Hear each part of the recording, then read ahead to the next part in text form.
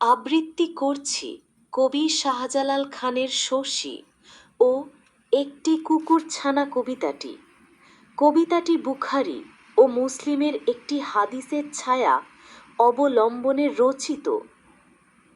গ্রামের নামটি নিশি চানপাড়া, মেয়ের নামটি শশী।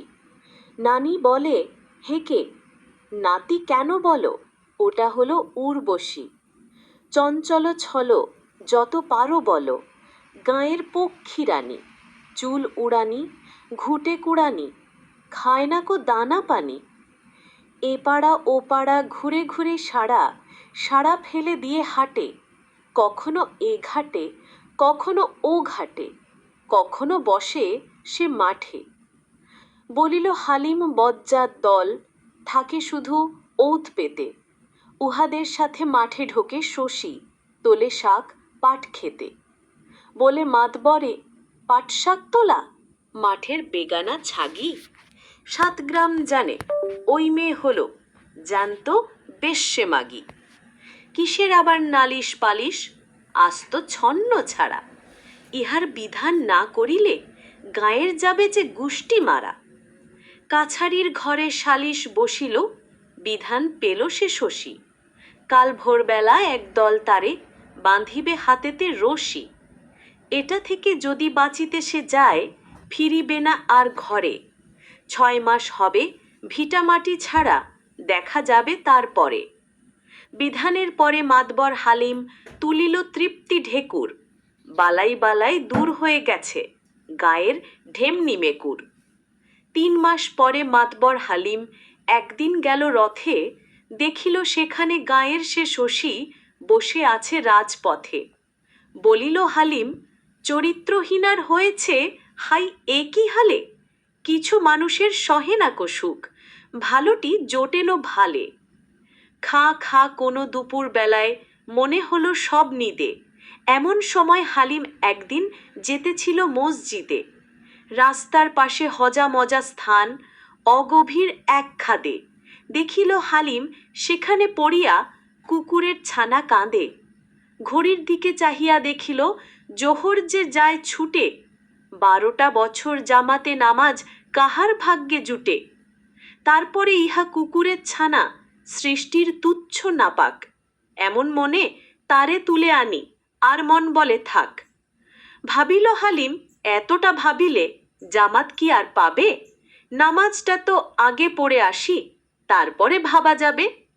সৃষ্টি সে আকুল, সৃষ্টি সে ব্যাকুল, সৃষ্টির বুকে খিদে। তড়িঘড়ি করে ধরিতে নামাজ ঢুকে গেল মসজিদে। দাঁড়ালো হালিম পড়িতে নামাজ, সেজদার পরে রুকু। ড্রেনের ভিতরে শেষ স্পন্দনে ছানাটি ডাকিল কুকু। সেই ডাকটি বাতাসে মিশিয়া বিঁধিল শশীর কানে। ঊর্ধ্বশ্বাসে ছুটিয়া আসিল, চাইল না ডানে বামে। ড্রেনের ভিতরে এক লাফ দিয়ে তুলিয়া আনিল ছানা। বলিল, আহারে ফেলে গেছে তোরে কোন সে পথের কানা। পানি নিয়ে এসে ধুইল শরীর, জড়িয়ে ধরিল বুকে। 1 গ্লাস দুধ ভরিয়া ফিডারে ধরিল ছানার মুখে। ছানাটি তখন পিটপিট করে পাকালো চোখের জলে। ভাবিল হারানো মা বুঝি তারে রাখিছে আঁচল তলে। এদিকে নামাজ পড়িয়া আসিল হালিম আগের পথে। হাঁটিতে হাঁটিতে ড্রেনের দিকেতে উকি দিল কোনো মতে। সাড়া নাহি পেয়ে ভাবিল হালিম, মরে গেছে বুঝি বালাই।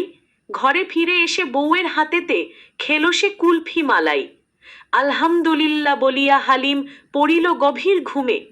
দেখিল হালিম এক ফালি চাঁদ শশীর ভালেতে চুমে। ড্রেনের সেই কুকুরের ছানা শশীর কোলেতে রাখা। এক দেবদূত শশীর পিছেতে নাড়িছে তালের পাখা। কহিছে সে দূত, শোষে তোর গুণা পড়েছে শূন্য ঘরে। এগুলো লইয়া চাপাইব আমি উহার ঘাড়ের পরে। এ কথা শুনিয়া কাঁপিল যে খাট, হালিম উঠিল জেগে। জানালা দিয়ে চাহিয়া দেখিল আকাশ ঢেকেছে মেঘে। মিলিয়া দেখিল আমল নামা নিয়তির বিধি ভাগ। কপালের দিকে চাহিয়া কহিল, বিফলে গেল রে দাগ। নাহি বুঝিলাম স্রষ্টার সেবা, বুঝিলাম ওনার সৃষ্টি। মুখের দুপাশে একজোড়া চোখ, যেখানে ছিল না দৃষ্টি। দৃষ্টিটা শুধু দেখা না রে মন, দৃষ্টির কতই না তত্ত্ব, কতই না মহৎ বুঝিলামও আজি কুকুরের সেই গর্ত। এয়া রব্বুল আলামিন, এয়া রাজা অধিরাজ, বুঝিনিকো আমি, বুঝিনিকো স্বামী, তুমি এখানেও বিরাজো।